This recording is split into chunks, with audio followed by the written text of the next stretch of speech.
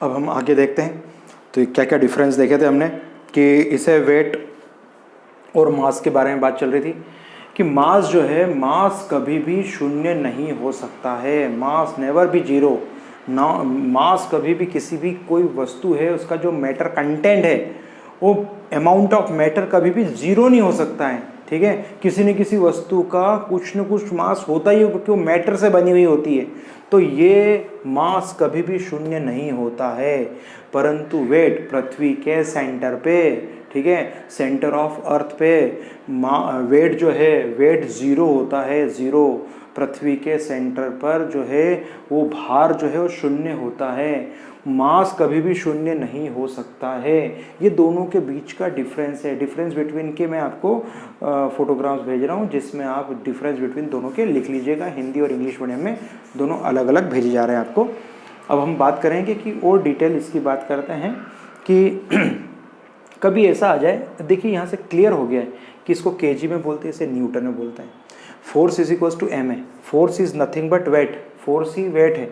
Wait क्या कब आता है? जब एम इंटू जी, जी का मल्टीप्लाई कर देते हो। और आपको मालूम है जी की वैल्यू क्या है? 9.8 मीटर पर सेकेंड स्क्वायर।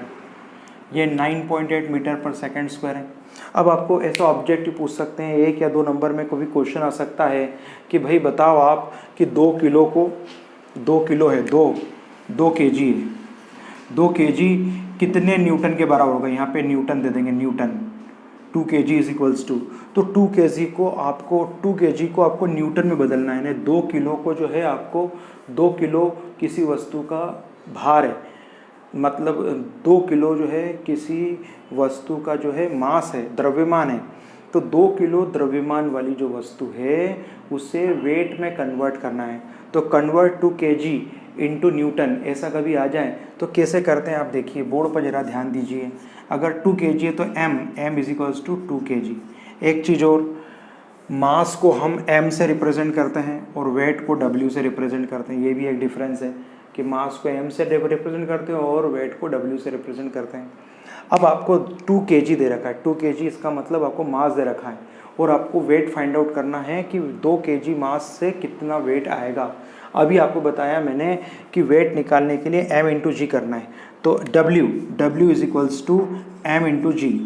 जी तो अपने को हमेशा मालूम रहेगा 9.8, मास दे रखा है 2, तो हो जाएगा 19.6 न्यूटन। तो आप देखिए इस तरह के ऑब्जेक्टिव पूछ सकते हैं कि कन्वर्ट 2 kg इंटू न्यूटन।